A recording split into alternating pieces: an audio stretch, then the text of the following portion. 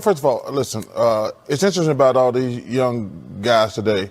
They never call on us and say, hey, thanks for the kind word and telling me how great a player I am. But when they play like crap and we call them out, we don't know what we're talking about. Listen, I'm easy to find, but I get sick of these guys complaining. These young guys, they never call us and say, when a coach is wrong, I'm going to call him out. But when players are wrong, I'm going to call them out.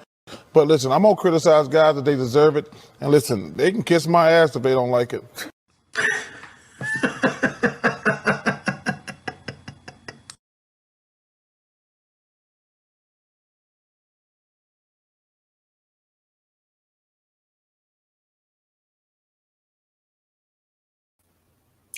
Yo, YouTube, what's going on? It's Nathan back with another presentation. Happy Saturday. Hope everyone's off to a great weekend. Hope everybody's doing something for themselves and enjoying it, staying dry, cool, or not. Sean Spencer, what's going on? Good to see you. Thank you. Appreciate it. Thank you. So yes, new intro for the podcast. Took me quite a little bit of time before I came on here. And so let me try this out. Only thing is I don't like that you have to pay for Power Director for background music, but that's okay. We'll keep it going. This is episode 3, season 4 of the podcast. Really quick, if you guys are enjoying the content, want to see more, be sure to leave a thumbs up. Also consider hitting that subscribe button along with notification bells on. In this episode tonight, we're going to talk about the Thursday night football game. And then I'm going to talk about the Washington football team playing the Green Bay Packers and the Baltimore Ravens playing the Cincinnati Bengals. We're going to get some previews. I'm also going to get the Week 7 predictions, recap of the NBA season so far. Wizards are 2-0. And we're also going to have a discussion about the all NBA top 75 top players. There's a couple people that I feel like got snubbed and definitely should have been considered. I'm going to recap some Major League Baseball. I'm hoping to have Nicholas Rosario in here. I need to reach out to him because now we're at the point where the Braves right now, they're at the bottom of the 5th. The last time I checked, it was 4-1. Eddie Rosario hit a 3-run home run. So this is game 5. If the Braves win, they advance to the World Series. So I'm crossing fingers they do. And the last topic, I'm going to revisit the WNBA. There's something that I wanted to – I'm not sure if I remember talking about it in the last episode, but I feel like it's best to talk about it in this episode. So before we get into the recap, let me just play my favorite clip. Get down! Get down!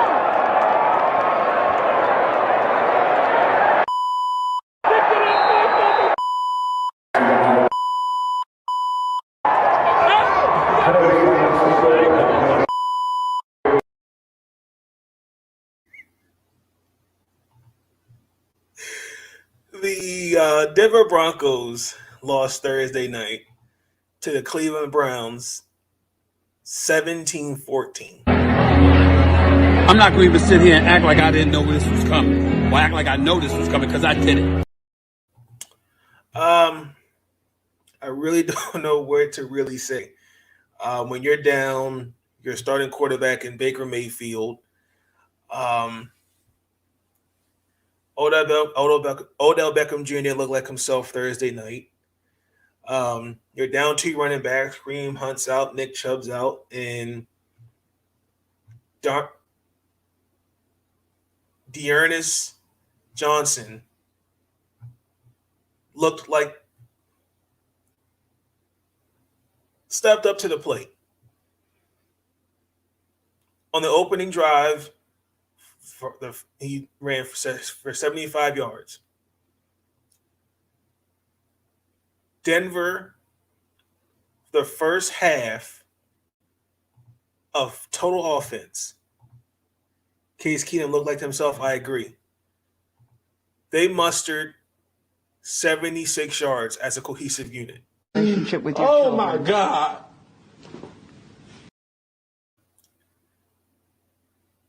They failed to convert on the 4th down attempts that they tried in the first 2 quarters. By that time, it was 10-0. Then the second half, they showed a pulse and scored 14 points. And then for some unknown reason, Denver just is not what I thought everybody in the beginning of the season hyped them up to be. Yes, I understand there are injuries.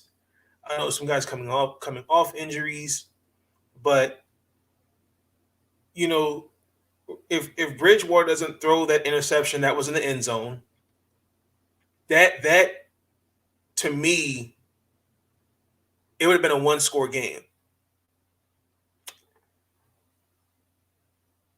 And then in the first half, when you only mustered 76 yards, that didn't look good. When you let Cleveland open up after 5 plays to score the game-winning, the game-driving first touchdown of the game, defensively and offensively, they just mildly struggled. Cleveland out total offense, they had 214 yards and 12 first downs. Denver only had 1 first down. That's disappointing if you're the Broncos, because we're sitting here going like, they don't have Baker Mayfield. You should be able to take advantage of that. And you're down. They're down 2 running backs. So their time of possession, which was over 13 minutes of that game, was largely effective because of Mr. Johnson. The last time, I can't remember who said the record, I think it was Larry Mason, who had more than 100 rushing yards. And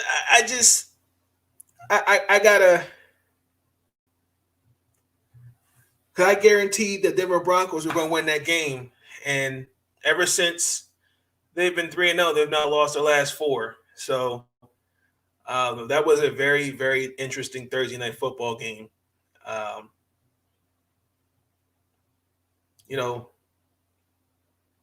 Denver's going to go back home. They play the Washington football team next. And then those Brownies, they play the Steelers. I think they're officially on their bye week. So we will see. We will see. So that was Thursday night football, ladies and gentlemen. All right.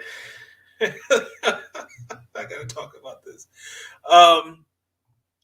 The Washington football team is going to go to Lambeau Field and face Aaron Rodgers and the Green Bay Packers. Ladies and gentlemen,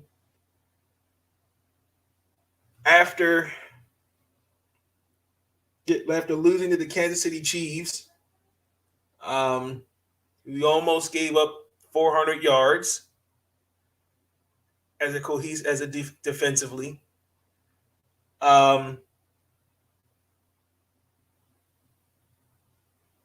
I really don't know what to expect against the Green Bay Packers. I really don't know. The one positive thing I took away, I'll say this: we forced 3 turnovers against Kansas City. Unfortunately, we still lost by 18 points.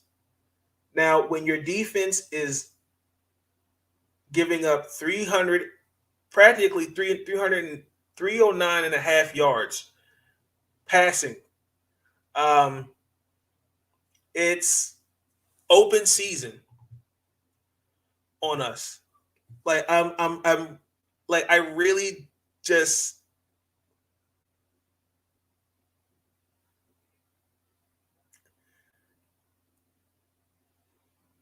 I just really feel like they're gonna have to do their best to contain the deep passes, particularly Aaron Rodgers, Devontae Adams. If they can contain the passing game, where on the deep throw, and make them earn the pass, I think that to me is key.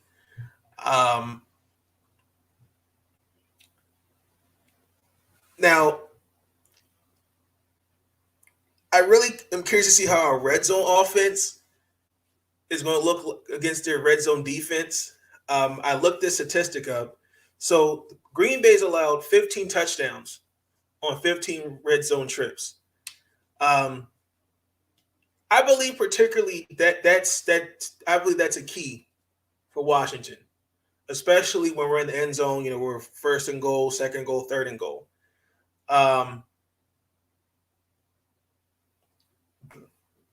Last week, we didn't execute, but I feel like that this week is a good opportunity. Again, I just want to emphasize offensively. Now, I think it's kind of nothing. In my personal opinion, I think it's wrong to throw Taylor Heineke under the bus when, for me, I'm looking at the what's around him. I feel like he's making plays for the offense when it should be the other way around. That's why I'm kind of with Scott Turner. I would really hope that he can identify Joe Barry's tendencies in certain situations. Good example. I looked at some highlights against the Bears, and there were a lot of coverage breakdowns, particularly when they forced Green Bay to either pass or to go from zone to man. So I feel like Scott Turner, if they make those adjustments, I think that's a key to beating Green Bay. I think another key is AG and McKissick getting some love on the run. I think that's another key. Now, as far as the front seven for Washington, they're gonna have to really create pressure against Aaron Rodgers, because I feel like that offensive line can be exposed, and they're going to have to rely on the front four to really get to Aaron Rodgers. Again, when they played against Chicago, Green Bay had a lot of empty set looks, and Aaron Rodgers looked real comfortable. I mean, he was doing his taxes. He was even gelling his hair. He was doing all that.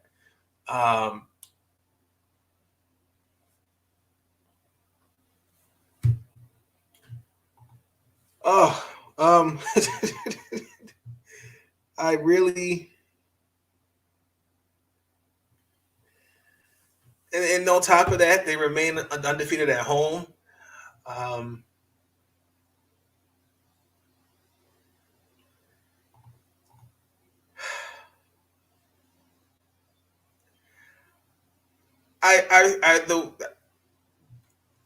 The Green Bay Packers are going to beat the Washington football team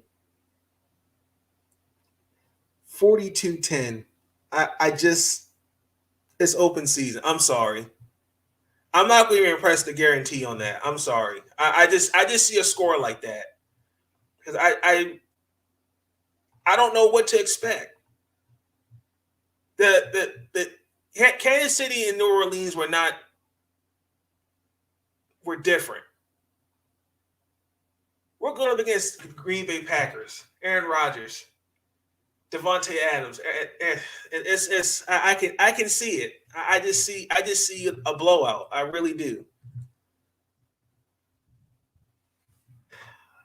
Now let me know what y'all think on that. Yeah, I really do. Okay, that was really painful. Seriously, it was. We're gonna go to the Baltimore Ravens. We got to face those Bengals, Joe Burrow and the Joe Burrow show. They're looking really good. I'm seeing a lot of young guns. They're 4-2. Even though they beat a team that's 0-6 in the Detroit Lions. Cincinnati's defense looked good in that game. 228 yards, if I remember, 15 first downs. And Joe Burrow had two 3 touchdowns. And he did throw a pick, though, too. Jamar Chase had 4 catches.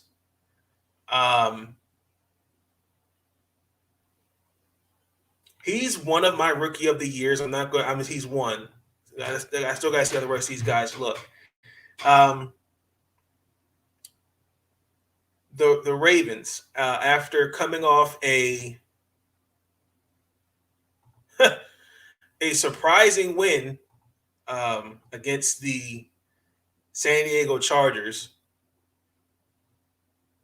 I see this game being a good game. Say what you want.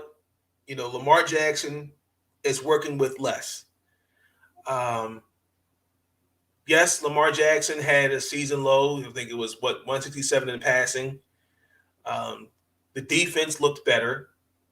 This year, as an offense, we're ranked 3rd in the NFL. We're averaging 436 yards. Lamar Jackson's completed 67.5% of his passes. He's thrown for 1,686 yards and 9 touchdowns. Yes, he's our leading rusher. Behind him is Latavius Murray. Hollywood Brown and Mark Andrews are his top 2 targets. Now, going up against a defense, top 10 in rushing yards allowed, points, and differential. Fact, the Cincinnati Bengals have not allowed more than 25 points so far this season. One thing I'm looking for, a couple things. I want to see what Baltimore's running attack's going to look like. So far, let me just give you some names that Cincinnati has bottled up. Dalvin Cook, David Montgomery, Najee Harris, DeAndre Swift, and also to James Robinson and Aaron Jones. That's what I wrote in my notes. Now, we've got, obviously, Mr. Latavius Murray, Devontae Freeman, and Le'Veon Bell. And Tyshawn Williams. But it's really Bell, Freeman, and Murray really getting the work. Man, I just want to remind people the reason why Lamar Jackson is a part of that running game is because defenses dictate to him, which opens up the floodgates for others like Freeman, Murray, and Bell. I don't think people really understand that. People, you can say, well, he can throw for 3,000 yards and still be the number 1 rusher. Because again, defense dictate to him. When teams face the Baltimore Ravens, it's a game plan on how to contain Lamar Jackson. That's a fact. So I'm really curious to see how that looks. Okay, against a defense that's been riddled with injuries, I'm really curious to see how Cincinnati is going to look offensively against us. We've allowed 14 sacks. We've sacked the quarterback 14 times. Okay. 9 different players have recorded a sack for us. Joe Mixon, I believe, has kind of been dealing with an ankle injury, so I'm not sure if he'll play.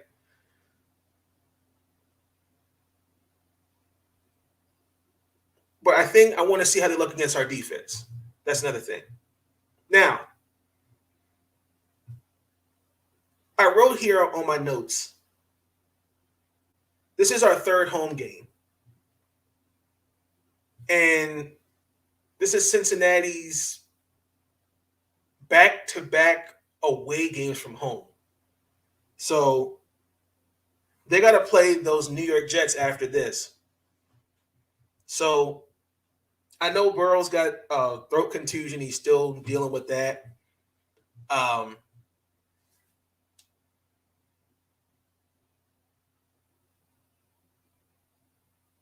I really want to see how both teams look.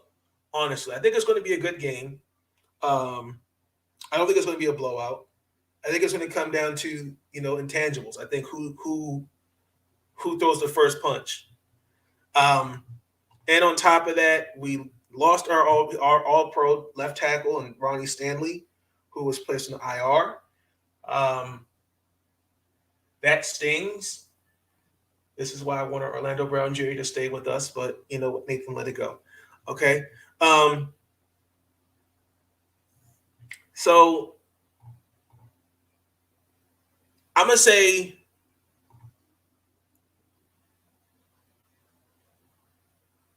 27-17 Ravens. Guaranteed.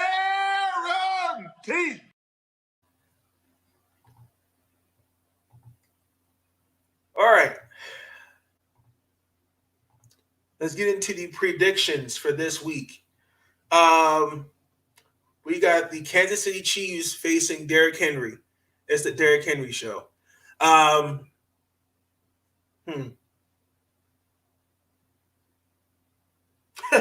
This should actually. I actually kind of see this like when they played Buffalo, Tennessee. I'm looking on the lines of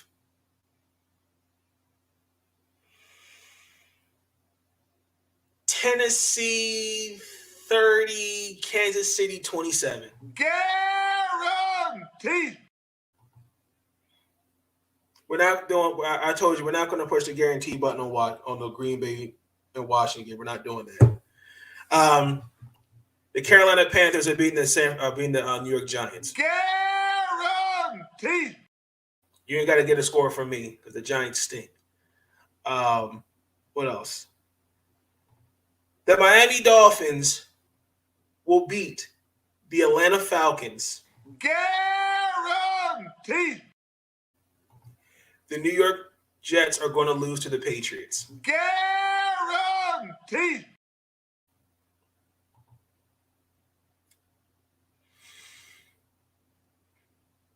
I'm going to say the Philadelphia Eagles are going to escape Las Vegas with a W.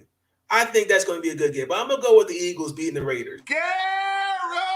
Guaranteed. Don't worry about it. I'm sorry, Detroit. Los Angeles Rams, baby. Guaranteed. Tom Brady's beating the Bears. Guaranteed. The Cardinals are going to be on this. Are still going to win. They're not going to lose this game against the Texans. Guaranteed.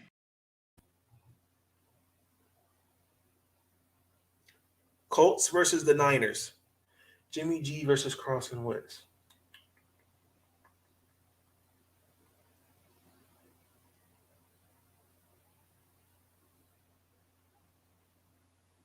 I'm going to say the Colts. Guaranteed. Then we got our Sunday night football game. We got famous Jameis versus Geno Smith.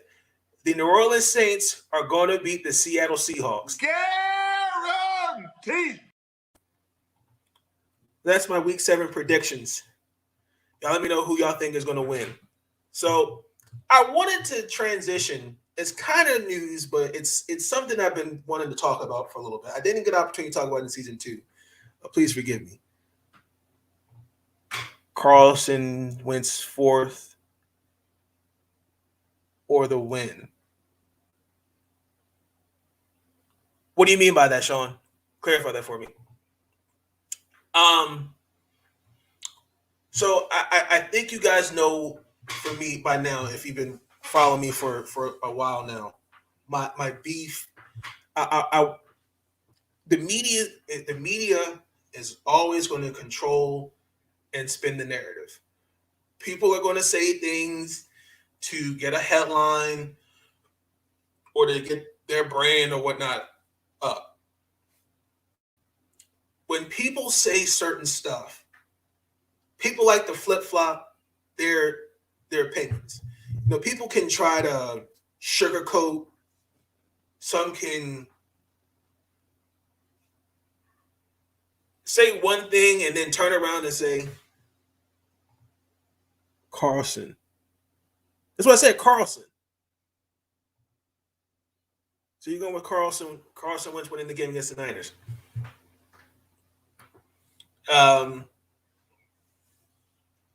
Stephen A. Smith, you know,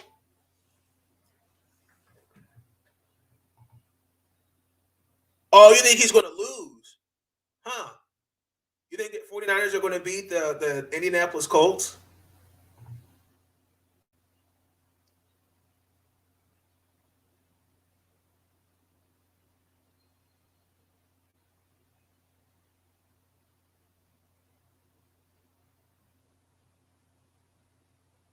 Oh, I said Carlson. Oh, my bad. Carson, I'm sorry. I know what he means. Never mind. Carson. I said Carlson. Carson Wentz. I'm sorry. I apologize. Ladies and gentlemen, it's been a very long 2 days. Please forgive me. I need to go to sleep. Carson Wentz is going to beat Jimmy Garoppolo. All right. But no, back to what I was saying. Thank you, Sean, for helping me with that. I apologize. Let me pick your name up off the floor, Carson. There you go. Thank you. I appreciate it. No, but seriously, back to my point. I want you to hear the distinction of when you hold a quarterback, when you say one thing about a quarterback and then completely say something else. Notice the distinction, because if we hold guys accountable, if we hold them to a certain standard, that's one thing. I respect that. But it's another when you're not consistent and you just flip-flop your argument. So I'm going to play you 2 clips of a quarterback. Some may know where I'm going with it. But I want you to hear the distinction. Because there are some people in the media that have officially are kind of going, all right, you know what? It's time to let this go. It really is. So I'm going to play the clip so you guys can see.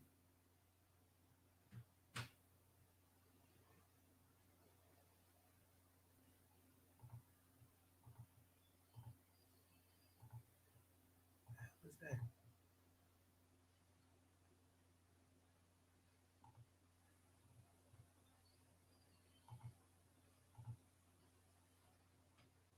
Okay. Now I didn't really like this title, where it's like can Lamar Jackson lead the Ravens to the Super Bowl? I don't like that title, but just stay with me. I want to play this clip, and I want you to hear, just listen and hear what this guy here on the left says. Also, too, ladies and gentlemen, body language says a lot. I find the discourse around Lamar Jackson so frustrating sometimes, because it's almost like playing whack-a-mole. If it's not one thing or it's another. I'll start with what we just watched, Stephen, talking about the playoffs. It's a fair criticism, but this guy's played 2 full seasons in the NFL. 2 full seasons. Let's not count the first one. Cut him some slack. I mean, your beloved Kyler Murray hasn't even been to the playoffs at this point. It's always, can he play from the pocket? Even though in 2019 he ranked 2nd in QBR from the pocket, he's crushing it this year. Can he lead a comeback? Even though, again, most quarterbacks struggle with comebacks. Finally, that narrative has been shot this season after he's led these incredible comebacks.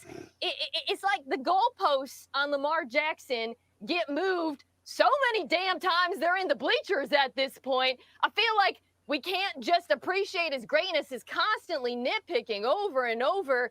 Steven, he's playing like one of the best quarterbacks in the NFL right now. Let's appreciate what we're seeing. See, I feel like I want Mina to keep going and just keep going and talk to Stephen A. a little bit more for me, because this is what I tried to tell him earlier on the show.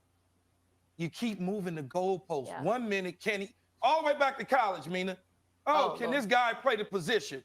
Well, that was answered. Well, can he make it to the playoffs? That was answered. Then he gets an MVP. Then he wins a playoff game. Right. Oh, he can't throw. They need to readjust the offense so he can become a better passer. Well, the dude's completing like 68% plus completion percentage. And if the receivers just catch the ball, it'll be even higher. So now, like you said, Mina, 2 full seasons. Discount the first season, and we're not even halfway through this season. So I don't understand why this whole question marks about what he could do when every single year he just keeps getting better. Just accept it and roll with it. You finished? I'm going to stop it right there. Now, I don't really know what it's going to take. And to me, I just have this feeling because when Nathan, I had to pull up some stats because what they said was factually correct. Because since Lamar's been in the league, I mean, he's been destroying these narratives. Now, yes, he's been a starter for 2 full seasons. That's a fact. Yes, he's 1-2 in the playoffs. No, excuse me. Yes. No. 1-3. Excuse me. Ladies and gentlemen, when I emphasize, I have been on the record. I'm going to continue to be on the record. Lamar Jackson, I said he had to get better. And Lamar Jackson has shown that. But I also emphasize the others around Lamar Jackson. See, I last time I checked, and maybe I'm missing something, but this is a team game. You know, when we played Tennessee, Lamar Jackson threw for 365 yards. Had combined total 500 over 500 yards combined offense. We didn't lose that game. We lost that game because why? Derrick Henry ran all over us as a defensively. We couldn't contain Derrick Henry. Now, the game against San Diego the year before, he threw 2 touchdowns and threw for 194 yards. Lamar Jackson tried to bring us back passing. Now, he also, once again, he's got to win a playoff game, so he did that last year against the same team that beat him in the previous year. He beat a guy who has one more playoff win. But what's funny is that same team we lost to in the championship game only scored 10 points. Now, if I remember correctly, I may have selective amnesia. I think Josh Allen threw like 46 more yards than Lamar Jackson. Lamar Jackson watched Justin Tucker miss 2 field goals. Lamar Jackson had wide receivers dropping passes, but obviously for some odd reason that gets ignored. The game was decided by a pick 6, which was not a smart throw. We all can agree to that. Now, it's funny, and Kyler Murray in the Arizona Cardinals, is Kyler Murray going to get this same kind of narrative thrown on him? Well, he's got to win the playoffs. Josh Allen, the things he's not accomplished half the things that Lamar Jackson's done. That's no disrespect to Josh Allen. But I look at guys like Kyler. Hell, I'll even say to this point, the way he's been playing as a rookie so far. Well, I'll use Kyler, so he's a better example. But to have 2 full seasons and you're expecting him to have a ring by now, like Lamar Jackson, like at the drop of his fingers, is just go like that, and refuse to look around him. Like this year, Baltimore offensive, his wide receivers lead the league in drops. Like and we're sitting here talking about he has to get better as a passer. What about the others? Like this season, let alone, ladies and gentlemen, if you give Lamar Jackson some help, they are a better team offensively than what they are. He's working with less. No other quarterback warrants this criticism. That is a fact. We're 5-1 right now because why? We're dealing with injuries to the very important players. Imagine what this team would look like if we had a healthy Rashard Bateman week 1. if we had Ronnie Stanley healthy, Marcus Peters, LJ Ford, it would look totally different. Now, just curious, imagine, because Baker Mayfield was the one overall pick in that draft. Just imagine if Baker Mayfield had the same playing style like Lamar, right? Would the media be on his ass? They'd be saying he's the greatest thing since sliced bread. Like, I'm going to play another clip, because my point I'm trying to show you is the inconsistencies. Notice how you say one thing and completely say another and not be consistent. I'm going to play that clip.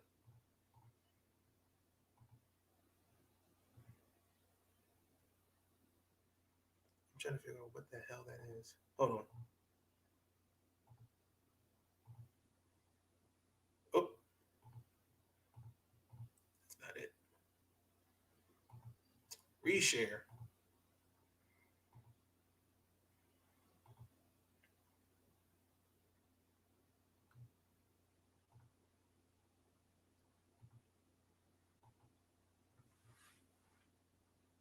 Oh, no, it's not sharing to that. Hold on. I'm having a hard time. There we go. Listen to this clip.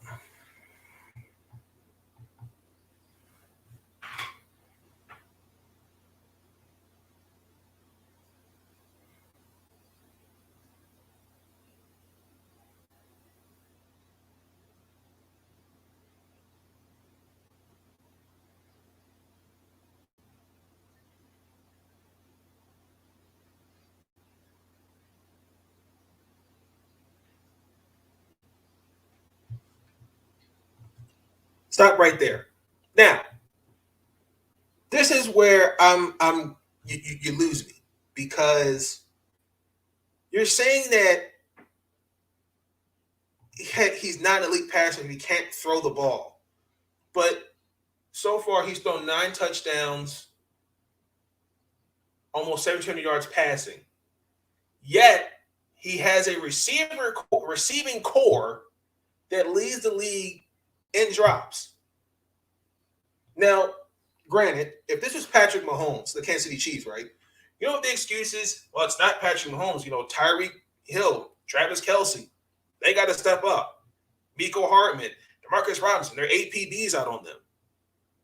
Now, again, let me just give you Lamar Jackson's wide receivers. Willie Snead, Marquise Brown, Miles Boykin, Michael Crabtree, Seth Roberts, a half a season, well, Michael Crabtree and John Brown, half a season. And do me a favor. Name every top quarterback in your top 10. Look at their number 1 wide receiver versus Lamar Jackson's. Lamar Jackson, and I guarantee it, and I know it's going to happen, especially coming from this guy. If can't hear it, okay.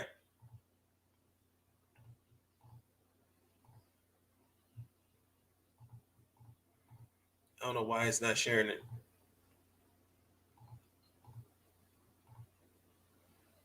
Hold on.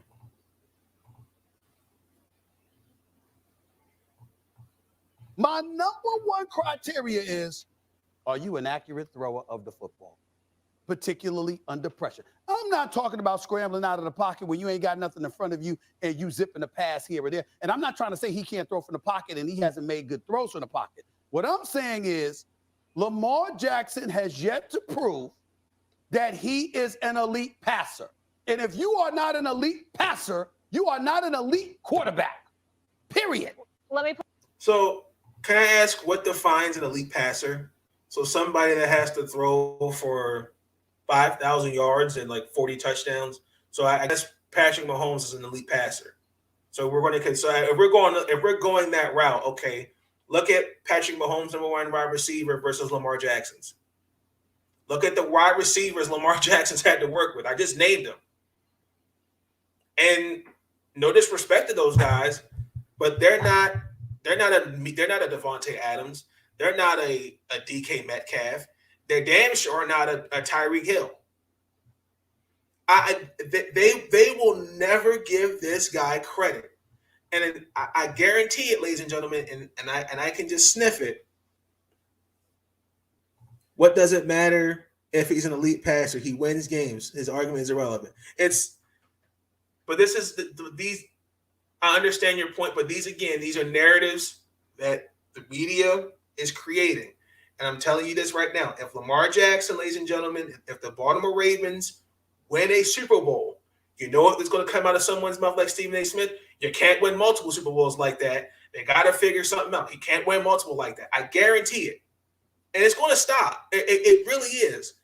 We need to appreciate the greatness of this kid. I don't know what else it's going to take for people to understand, damn, look at what this guy, he has. This team is injured and they're 5-1. He's passing the ball, even though, again, our receivers are dropping passes.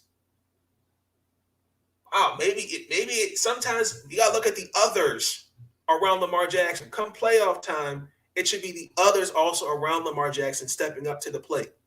You hold Lamar Jackson to that standard. He needs to win in the playoffs. I respect that and understand it. But what about the others? The others have to deliver too. And that's what some guys like Stephen A. and others in the media aren't seeing. But that's a little homework assignment for y'all. Your top 10 quarterbacks, and look at their number 1 wide receivers. Okay. Transition to the NBA. So I would say the first week of the NBA looks pretty good so far. Timberwolves are looking really good. Anthony Edwards, Karl Anthony Towns, D'Angelo Russell, Memphis Grizzlies. John Morant's going to be an all-star, in my personal opinion. I like Lauri Markkanen. I think he's a good fit there. They beat the Cleveland Cavaliers by 37. They beat the Cleveland Cavaliers. Morant had 37.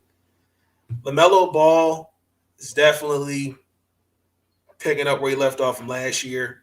I think he's going to be an all-star this year, in my personal opinion. The Knicks and the Celtics, great overtime game. The final score, New York won 138, 134. Spike Lee, he was ready to go home after when who was it? Was it Jaylen Brown? No, Marcus Smart would hit that game-tying 3 to go into overtime. Evan Fournier had 32 points in that game. Jaylen Brown had 46. That was a good game. So, I mean, so far the week's looking really good. A lot of promising young talent. Everyone's looking really good, off to a great start. Let's look at the standings real quick. The Lakers lost. I mean, they lost to the Suns last night. I like the fact, and this is where I appreciate Dwight Howard. You know, he was mature about it and said, look, we had a disagreement. Things happen. But we really shouldn't be at this point, 2 games of the season, seeing that that's just me. I understand you may have some disagreements, lack of communication, different things like that. But, you know, I think there is this expectation that they have to win a championship this year. And people are already going to find ways to go, oh, see, that's the first crack. Because everybody after the first game was like, oh, man, I don't think Russell Westbrook's going to work. After one game. But let's see, the Bulls are 3-0. Pistons are 0-2. Let's see. Warriors, Jazz, and Nuggets are tied for 2-0. So far, so good. Interesting. Not bad. Off to an interesting start. And we'll see what the next week 2 looks like. I am going to talk about the all 75 bit, but I want to get to the Washington Wizards real quick. We're 2-0. Okay. Last night we beat the Indiana Pacers in overtime, 135-134. Spencer Dinwiddie had 34 points. Once again, it was great. First and foremost, let me just say this. It was great that they revealed a bust of the great Wes Unseld, Wizards legend, in the arena. So it was great to see him there. Great for the family, great for the franchise. One of the favorite all-time Wizards, in my opinion. I know his dad would have been proud of it. So, couple things I took away from the game. You know, Bradley Beal didn't play. He didn't play because of a hip injury. All the scoring responsibilities really were on Dinwiddie's shoulders. He scored 8 straight points by himself. Indiana started off extra overtime. This was in my notes, with 6 consecutive points.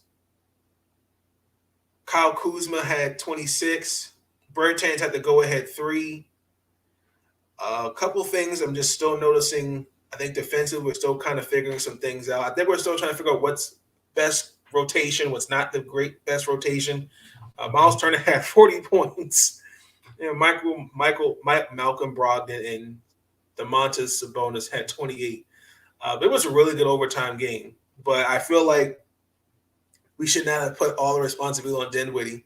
I would like to see more responsibility, like to KCP, Kentavious Caldwell-Pope, Kuzma, Bertans. I would like to see the ball more, but everybody, when it mattered, everybody stepped up when it needed to. We beat the Raptors in our first game, 98-83. I was close with that score, actually. Bradley Beal in that game had 23. But again, it was the first game of the season. So, I mean, you're going to have an off. You're going to kind of be rusty. That's why I'm not a fan. I think you guys should play at least a preseason game or two. I don't remember if Beal actually played off the top of my head. Our defense in that game really made a difference in the notes. We held Toronto to 30% from the field and 20% from 3 and forced 19 turnovers, which is really good. Gafford and Montrezl Harrell, the interior looked really good. So I think we're off to a good start. I really do. We're 2-0. Let's see who we play next. We play the Brooklyn Nets. We play them Monday. That should be interesting. All right. Now, the All-NBA 75 anniversary team. So I did give the last 75, and there was a couple guys. When I look back at the list, I had to, after I said, something's not right. And there's a few guys that got snubbed. Okay, so let me just give you the names. So Dwight Howard, okay, Klay Thompson, Kyrie Irving, Draymond, Chris Bosh, Vince Carter, Tracy McGrady, Paul George, Manu Ginobili, Pau Gasol, Artis Gilmore. Oh man, there was a few others. Tony Parker was another. Bernard King, Alex English. There were quite a few names I thought of. One thing that really bothers me is about this list is I'm trying to figure out what I feel like my question is, what are the qualifications of making a list like this? Because I had to look up Dwight Howard and Anthony Davis's stats, right? So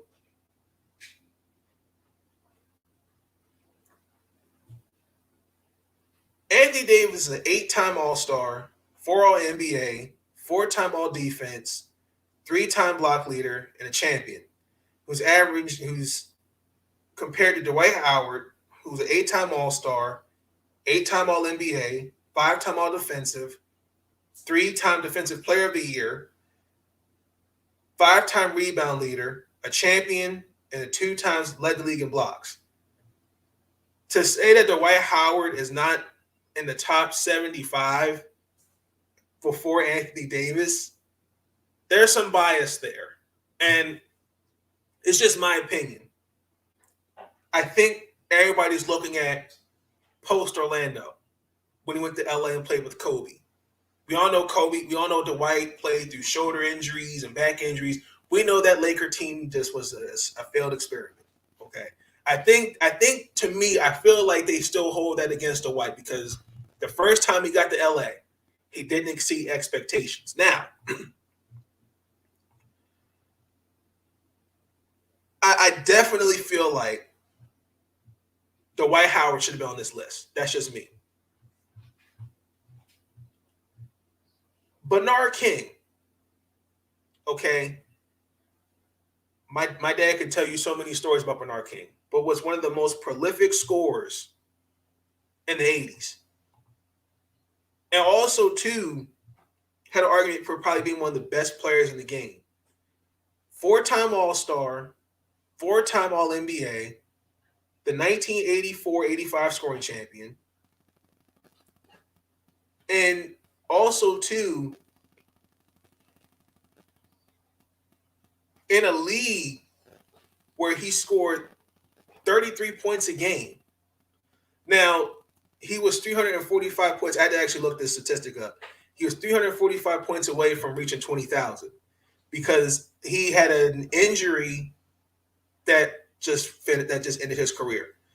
For him not to have been on this list, I think that's bias number two. I think that's interesting. That's bias. Alex English. When you look at his numbers,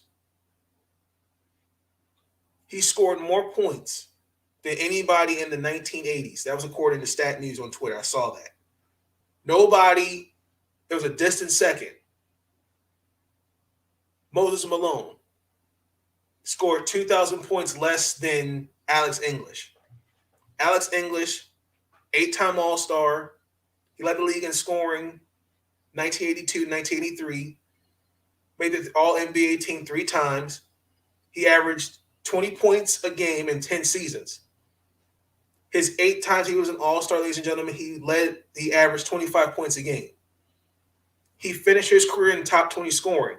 Now, and again, I think this is where it comes from.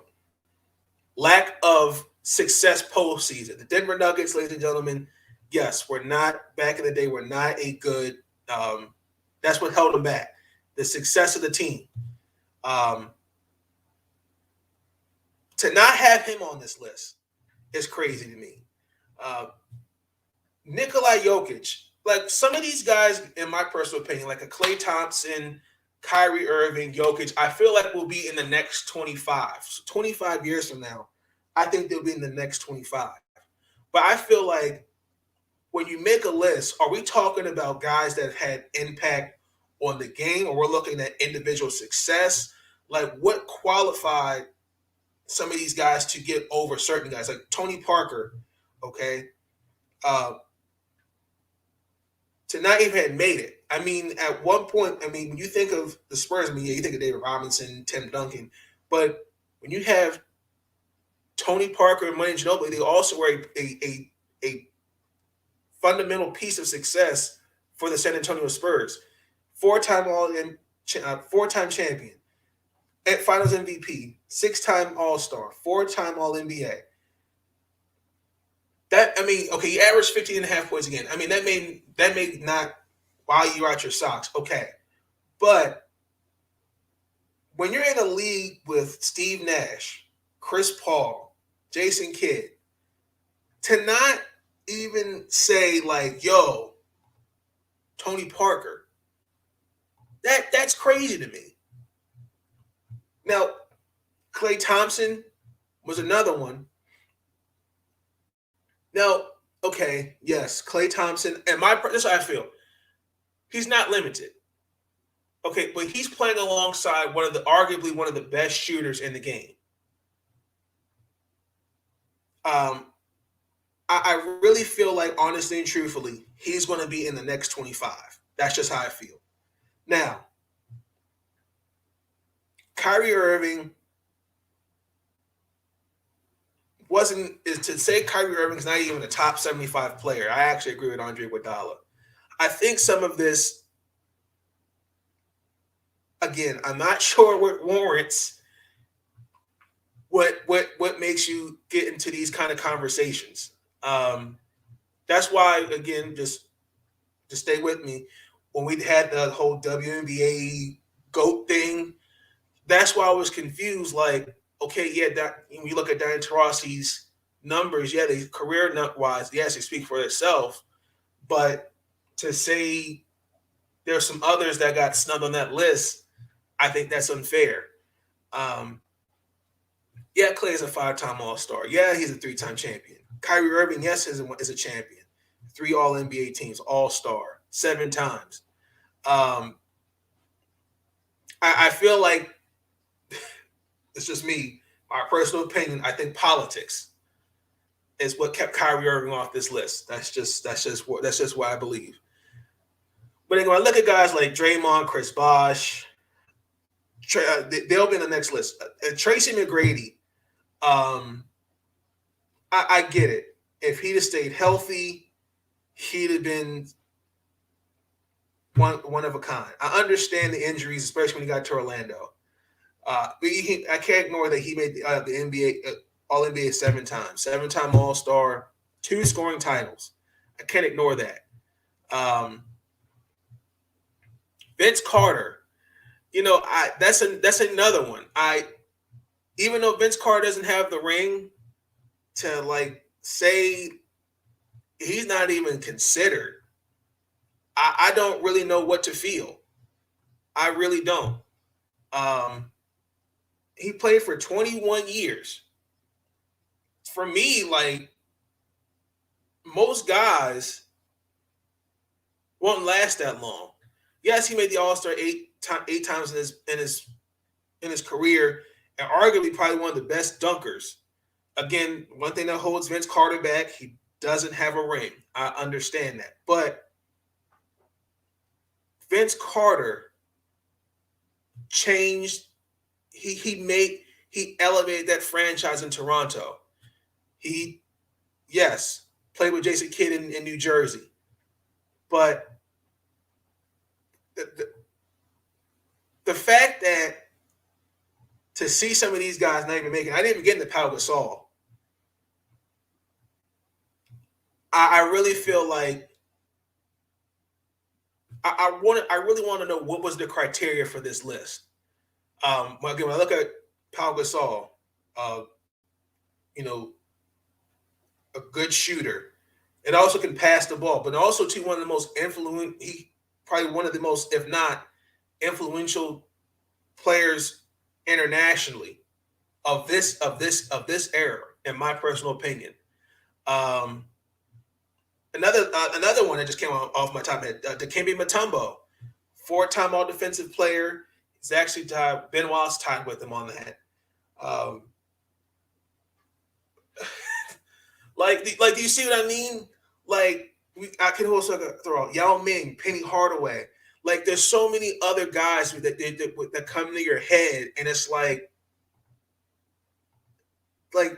damn, maybe we need to go back and look at this list. So I don't know. I mean, what I'll probably do is in the next probably video or so, I think I'm going to do a draft, okay? My next 25 players. Because I feel like the next 25, you're going to see guys like Klay Thompson, Chris Bosh, Alex English, Dikembe, Yao, Dwight on this list. I feel like they got it wrong. And it's subjective. It's all subjective, but still. That was actually interesting when you look back at it going wow. He's not on this list.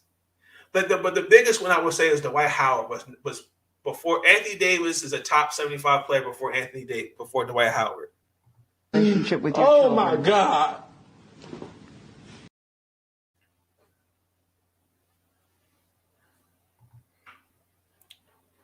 Do a top 75 for the.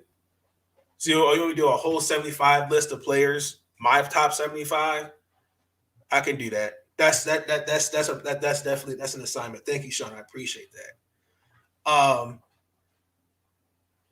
Okay. So, really quick, the bottom of the 7th, we're going to transition into baseball. It's bottom of the 7th. It is still it's now 4-2 Atlanta Braves. You got to give me one. You got to hold on. Just hold on, Atlanta, please. The Houston Astros are advancing to the World Series. Congratulations! Oh my God. Say what you want. You know, we can love them, hate them. Look, they're just that. Look, they're that damn good. Okay. I don't know about 2017, but you gotta give them respect. You know, they came in this season with a clear with a clear focus. That's to get to the championship. You know, even though you know what they did with the sign ceiling was wrong.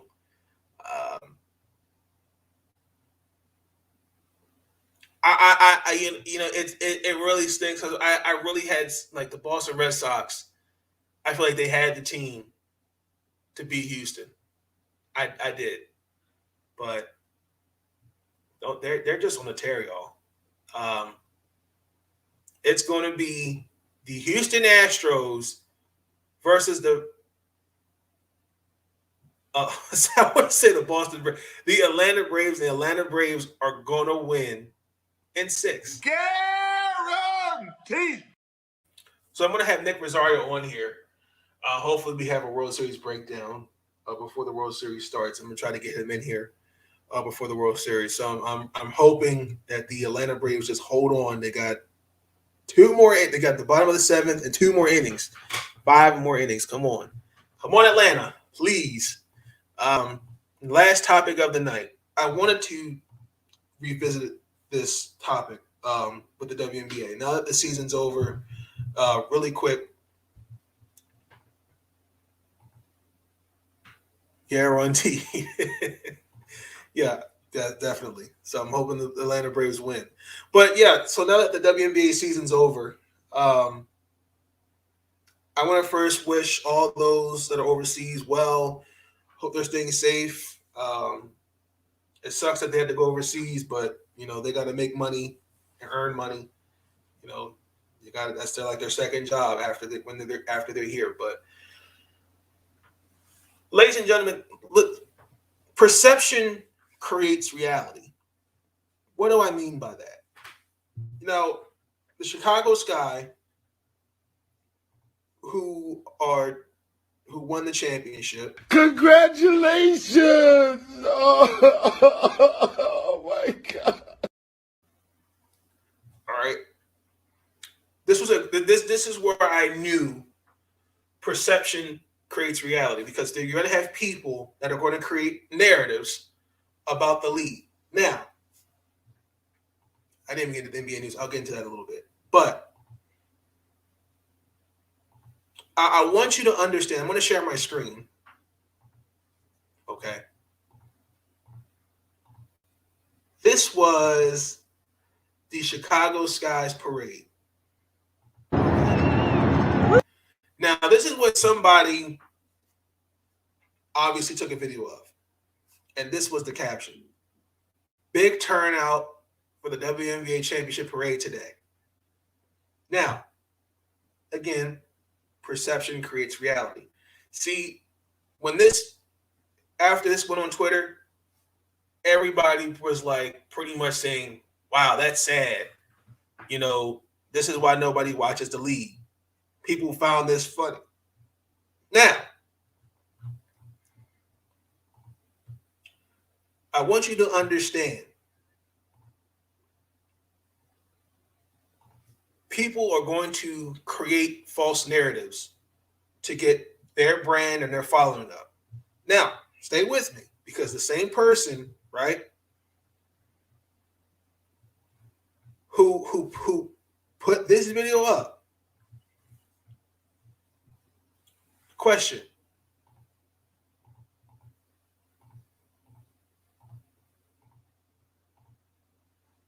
What do you call this?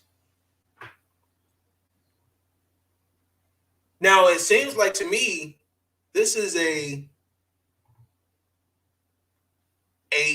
packed event. There's even some pictures. I wish I could find it. Let's scroll right here. That looks packed to me. That looks like a number of people.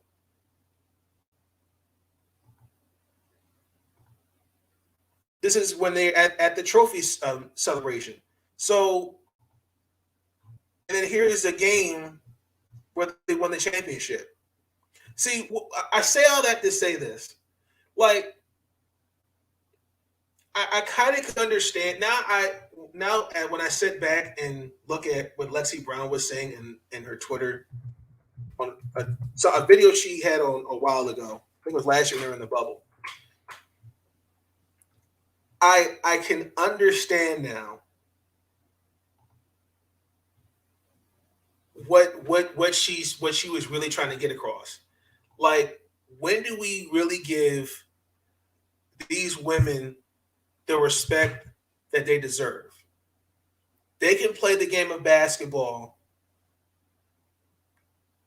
just as good as these others. I understand that the league is not on the same level as the NBA. I get that. I understand we're in it's in a society where it's football, hockey, baseball dominate the sports league. I understand that. But when I actually sat back this whole season, this was actually the first season, particularly when I started doing the podcast, I was like, I'm going to talk about the Mystics. I want to talk about them on my podcast. I didn't get the opportunity to really blog about it. But when I watch the games, I'm sitting there going, man, this is actually these girls, if not, can play just as better. Because let's just call it for me, when I watch the NBA, I don't want to see the final score 135-96. You mean to tell me you see a Minnesota Timberwolves game and they stink, or the Sacramento Kings, who have been irrelevant since the early 2000s, they stink, but you won't take just one game to say, well, let me go check out the Chicago Sky. Let me check out the Washington Mystics. Let me check out this team in Las Vegas, Las Vegas Aces. It's all about that they just giving them their due and understanding and appreciating, damn, these girls can play the game of basketball. I did it when we did that 144 documentary. Some of these women are mothers. Some of them are providers for their families. They got to go overseas and make more money. They got to damn near do more than than guys like myself do. But the narratives that are being created by the league, by those that don't even watch the league, haven't even watched the game, because the same excuse: the pace is slow.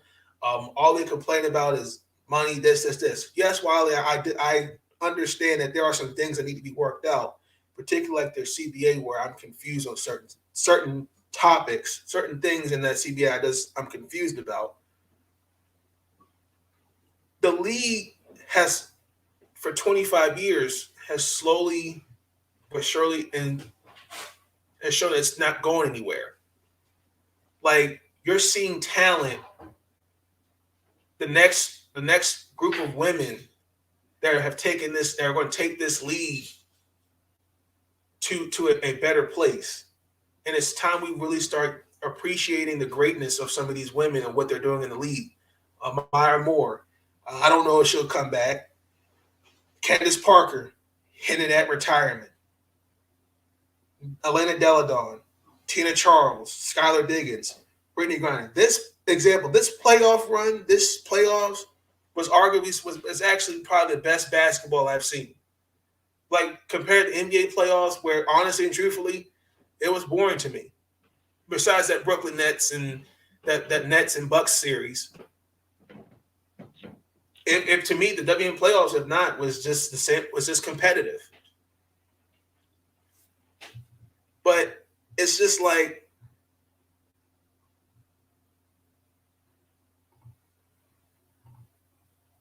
it just have to just give them the respect. Like, if that's your perception, like, wow, nobody showed up at the parade, and you create that as a headline to get your numbers up or your brand up, and say, well, this is what the WNBA needs to be, this is what the WNBA should do, the NBA is not going to last long if it does this. That's your opinion. You're entitled to it. That's why I don't like you got guys on this those on this platform that make videos to say certain stuff to just get a thumbs up, to get a subscribe, and all that. Listen, it's just opinions. If you're just not a fan of WNBA, I respect that. But at least give it a chance before you create false narratives about the league. And this was one of them. Like, you're creating a false narrative about nobody showed up at that championship parade. That's BS. When you look at when they had the trophy celebration, that park was packed. People came out and supported the Chicago Sky. Like, context matters, people. But we like to just pick and choose when we feel like stuff's relevant versus irrelevant. I wanted to talk about that. So, and also too, I've even had people tell me saying, you should stop talking about the WNBA. You should stop talking about the Mystics because nobody cares. I had one person tell me, well, your podcast is great until you talk about the Mystics. I turn it off after you talk about WNBA, and I was like, wow.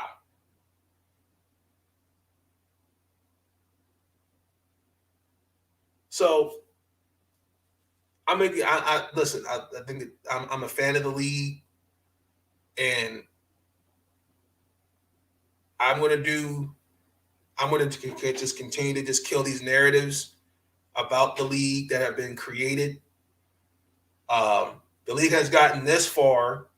Why could it not survive another 25 years when you've got other teams and other sports leagues that are trash?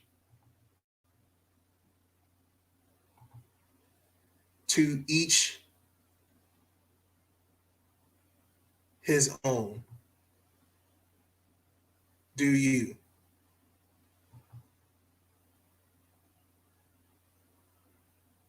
Okay, I didn't know. Wait, hold on. To each his own. Do you? Good point. So this is a good 25. This was actually a good season. I'm going to do each team what they have to do in the off season. I feel like I've already kind of really talked about 2 out of the 3, with the Mystics and the Atlanta Dream. But I'm going to talk about all 12. Yeah, that's my goal. I'll probably do that in a video or 2. I don't know when that'll be, but like, yeah, once they leave and go overseas, like they go to Turkey, Italy, Spain, Germany, France, it's like you got to catch some of their games on YouTube Live. Like, that's like how sometimes it's really hard to track. If like you're certain your favorite player, that's how you have to follow them. You have to like follow their team on Twitter or not. And like, if you want to see the games, you got to be on YouTube. It's like early in the morning because our time versus their time is totally different. So, yeah, I wanted to get off that. Let me get off the soapbox with WNBA. WNBA is a just watch one game before you create perception of it. I'm gonna leave it at that. So, with that being said, that's going to conclude episode 3 of the podcast. Actually, hold that thought. before I actually get into that, there's a couple things that happened. So Ben Simmons is not going to play. It feels like at this point he's mentally not in the right frame of mind to be the guy. Appreciate your unbiased opinions on WNBA, bro. I appreciate that. Thank you. And that was a good video with you and your brother with the Pizza Detroit style video. I like that. That's really good. It's good to see. Got to get him on more of your videos. I like that. Shout out to Daryl Fisher Reviews, man. Shout out to him. Shout out to him. So, okay, this is what happened. So he pretty much went to management, and Ben Simmons is saying that he's mentally not ready to play to his expectations and needs to step away. Relationship with your Oh children. my God. So wait a minute. Let me make sure I have this right. So, because this is starting to just be a mess. Now, remember, this all started after the Atlanta series. Doc, do you think Ben Simmons is the point guard in your championship team? I don't know the answer to that. Ben Simmons tries to sell his house. He wants out. He prefers to go to a West Coast team. He shows up to practice. One, had a phone in his pocket. Doesn't participate in the team huddle. Tells his coach, no, I don't want to participate in no defensive drill. Now comes out and says mentally, I'm not ready to exceed expectations of the team. Bullshit. You know, this is just another excuse. Listen, mental health, let me just say this for the record, ladies and gentlemen. Mental health is important. If you need to take some time away from the game or whatnot, mental health comes first. I respect that. But this to me just doesn't make any sense. Why all of a sudden you come out with this now when the last couple months you have been playing this game, I want out of Philadelphia? To me, this is a triumph card that Ben Simmons is trying to pull. My question is, where's Rich Paul? I saw him in, who was it, Adele? I like, this is just starting to just be a mess.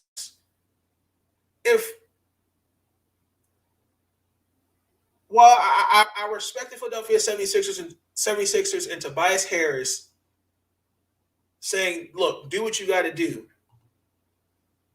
Why are you going this route now?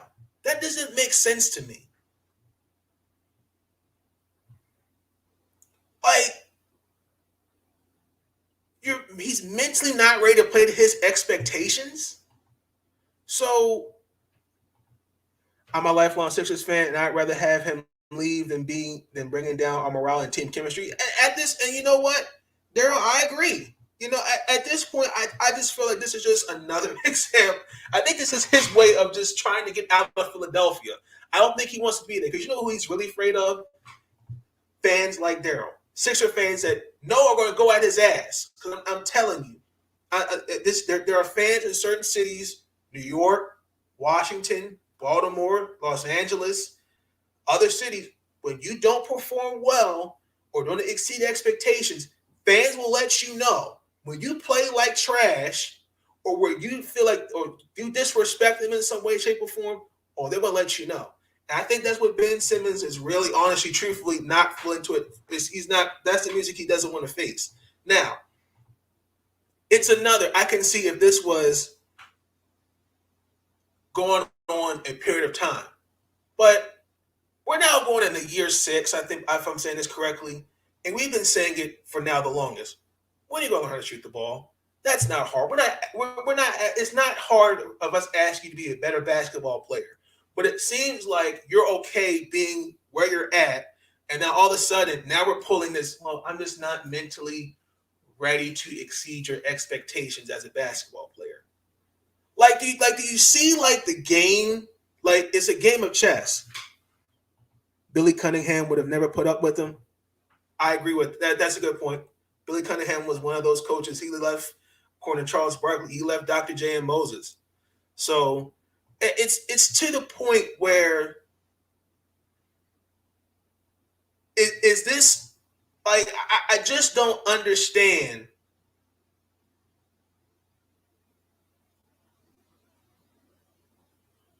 It's this drama with Philadelphia it's going to stop, and it has. And once Daryl Morey trades him, because I feel like it's a breath of fresh air for the team. It's a breath of fresh air for Ben Simmons, because you mean to tell me when he was in that practice facility Monday, mentally he just wasn't ready to exceed expectations? He looked like body language says a lot. Oh, man, I ain't want to be. I'm just here so I don't get fined. I'm sorry. Ladies and gentlemen, I'm not trying to take away. I understand mental health is important, but context matters. Like, you got to dig deeper into the situation. And to me, this is just another triumph card he's pulling out of his pocket to say, just get me out of Philadelphia, please. And I don't know what Daryl Morey is trying to do.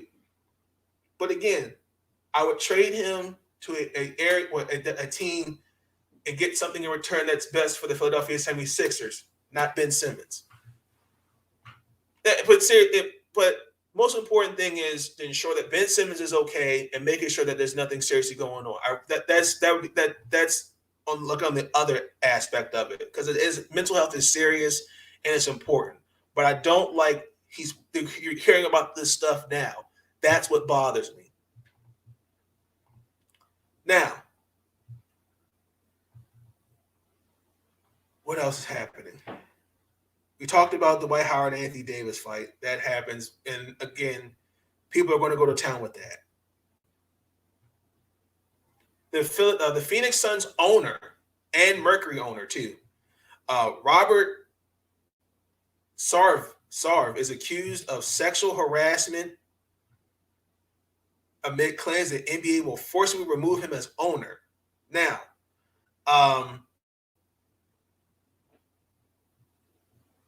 this came out Friday from Jordan Schultz, saying that there's enough evidence to support the claims and there's a real chance that the league is going to forcibly remove him as owner. It's, according to the article, it's saying where the statements came from. This was a statement issued by Robert by the owner. I am royally shocked by some of the allegations purported by ESPN about me and personally, or about the Phoenix Suns or Mercury's organizations, the statement says. While I can't begin to know how to respond to some of these vague suggestions made by mostly anonymous voices, I can certainly tell you that some of the claims that I find completely repugnant to my nature or character of the Suns Mercury workplace, I can tell you they've never happened. Sarv purchased the Suns, was it back in 2004 for like $401 million. Was that it? Yes, that was. They're coming off. The Suns are coming off NBA while losing in the finals, and then the Phoenix Mercury is also coming off losing in the finals.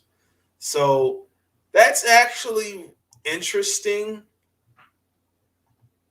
Yet, with all the evidence against Snyder, they say they can't seem to get rid of him. Go figure. And I didn't even talk about that. And see, and this is weird to me too. Good point. I wanted to bring this up. Good point, Sean. Shout out to Sean Spencer, man. So it seems like the league has all the evidence for the NBA to get rid of Mr. Robert, but yet the NFL doesn't have enough evidence to get Dan Snyder out the league. Ladies and gentlemen, this is just my personal opinion. I believe Dan Snyder is behind the emails being leaked about John Gruden. While John Gruden, what he did was wrong, and those emails, and it was very ignorant of him, and he will never get another coaching job in the NFL. I believe Dan Snyder is behind that. I also believe he's behind them trying to getting Sean Taylor's jersey retired.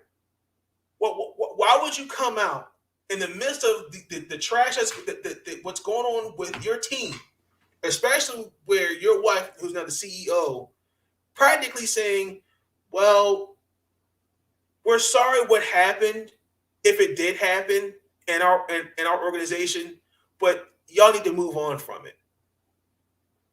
Why would you come out 3 days, practically a week before the game, to say, we're going to retire Sean Taylor's jersey number? Ladies and gentlemen, what he's doing is covering up a multitude of sins. And what bothers me is that, first and foremost, I'm surprised that Sean Taylor's fan didn't sniff chicken, you know what? Because the first thing to me is 14 years later, they want to retire his jersey. But what are you doing that for? So you're trying to make good, saying, well, see, I care about my team, so let me retire Sean Taylor's jersey number. Oh, no, by the way, you had the sibling of a quarterback who was escorted to that area and was dancing on that man's logo. Bullshit. I don't want to hear that. That was ignorant of Patrick Mahomes' brother. And just for the record, his brother's also got away with a lot of other stuff too, and it needs to be called out. But back to it. The NBA, actually, this is why I respect Adam Silver, because they're on it like that. They got Donald Sterling removed as owner. Snyder's gotten so bold that he doesn't care anymore. He's LOL Teflon Don. At this point, I agree. It just seems like Roger Goodell or the other owners, and that's what I'm saying. Like, somebody, like, you have 31 other owners. To me, just be okay with saying, yo, man, we got to do something about this. Roger Goodell's, I just don't, what's it going to take for these NFL owners and Roger Goodell to check him and say, we got to oust him as owner? If the NBA did it with Donald Sterling, and if these accusations against Sarver are correct, if they're true, because some people were kind of speculating, this is coming out because particularly DeAndre Ayton, they haven't gotten, he hasn't gotten the player max. So some think that's playing a role into it, or, someone's trying to just throw dirt on Sarver's name. That we don't have all the facts on that yet. But it's interesting that, again, the Phoenix Suns in the league's ready to throw the book at Sarver. Where's the NFL at?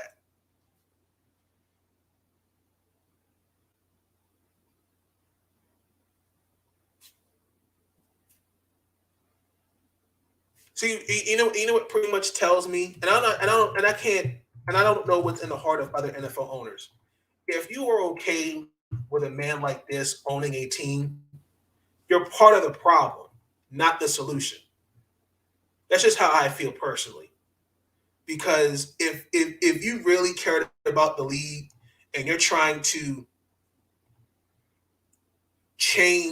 systematically change the league where this is acceptable, this is not acceptable, this is something that's not acceptable. You have a guy that's owning a team and it's just been getting away, and it seems to be just sitting back going, burning, like he's not leaving, he's leaving paper trails and nobody seems to be taking any action against it. And that ain't right. And that's not right. That was pretty much all the news I saw in the NBA. I saw that and I was like, oh, wow.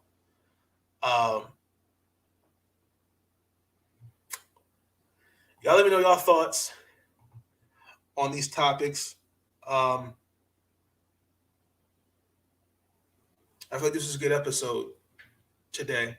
Episode 4 will probably come out sometime during the week, probably Monday, Tuesday, depending. Y'all let me know your thoughts, man. rest. Yeah, y'all let me know your thoughts on these topics. Be sure to leave a thumbs up, comment down below. You want any other topics you guys like me to discuss? You want to see more content, hit the subscribe button with notification bells on. With that being said, I'm out. Peace. Stay up, y'all.